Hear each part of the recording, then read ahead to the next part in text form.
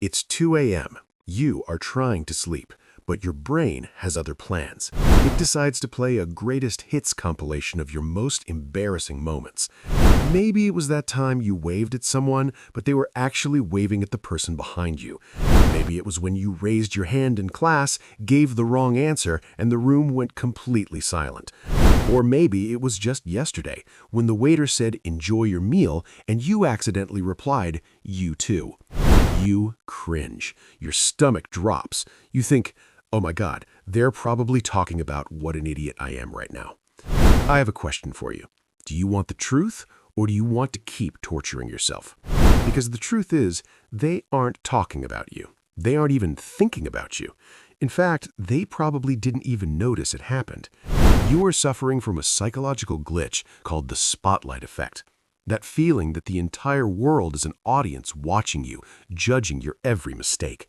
Today, we are turning that spotlight off. I'm going to prove to you scientifically that nobody actually cares, and I'll explain why that is the best news you will ever hear. Part 1. The Barry Manilow Experiment. To understand why your brain lies to you, we have to go back to Cornell University in the year 2000.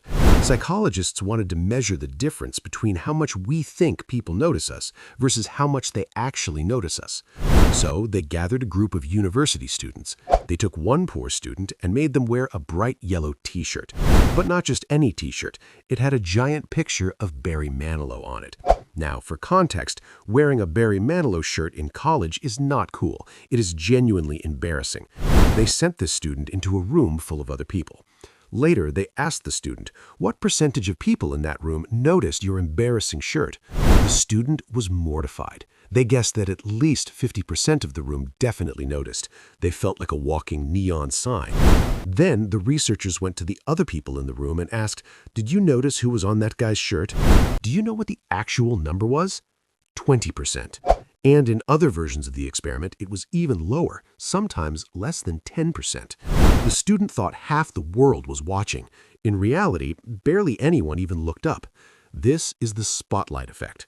We consistently overestimate how much people notice our mistakes, our appearance, and our anxiety by a factor of 2 or 3. But why? Why does our brain trick us into feeling like the main character of a movie that everyone is watching? The answer is actually kind of insulting. Part 2.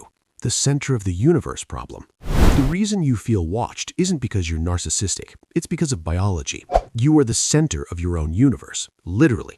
You experience every event from your own perspective. You are the protagonist of your life. You hear your own thoughts. You feel your own feelings.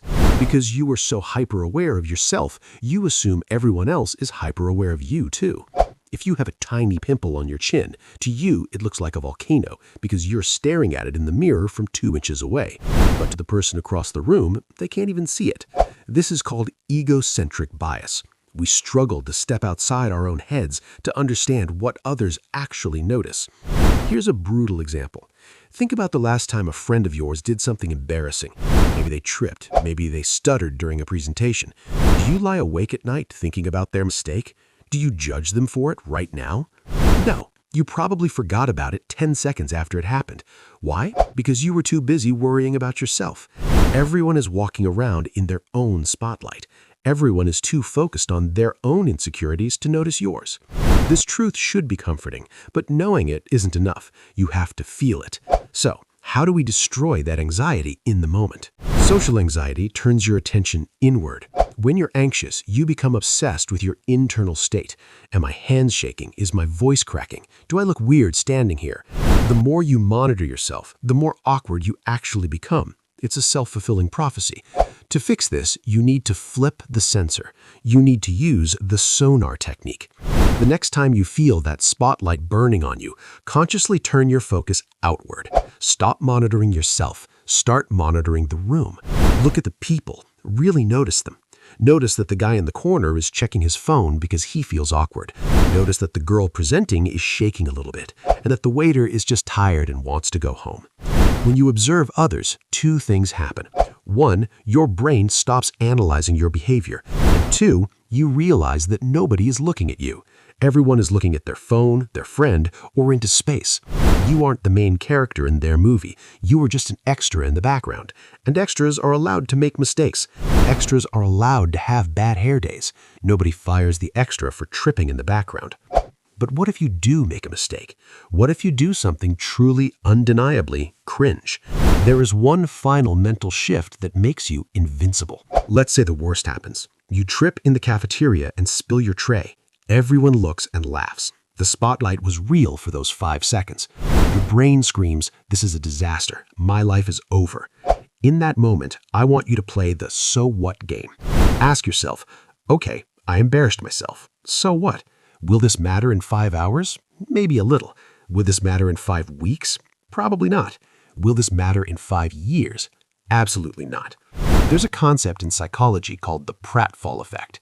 It states that when competent people make a mistake or do something clumsy, they actually become more likable. People can't relate to perfection. Perfection is intimidating. Perfection is fake.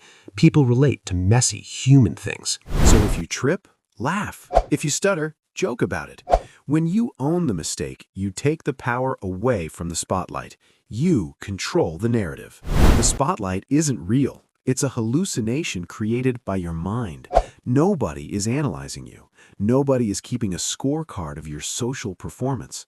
Everyone is just trying to survive their own story. This is true freedom. It means you can wear what you want. You can speak up in class. You can dance badly. You can talk to that person you like. Because even if you fail, the audience isn't watching. Here is your challenge for today. Go do something small that feels a little bit cringe. Wear a weird hat, ask a dumb question, dance in your car at a red light, and then look around. Notice how little anybody cares. Once you realize nobody is watching, you are finally free to be yourself.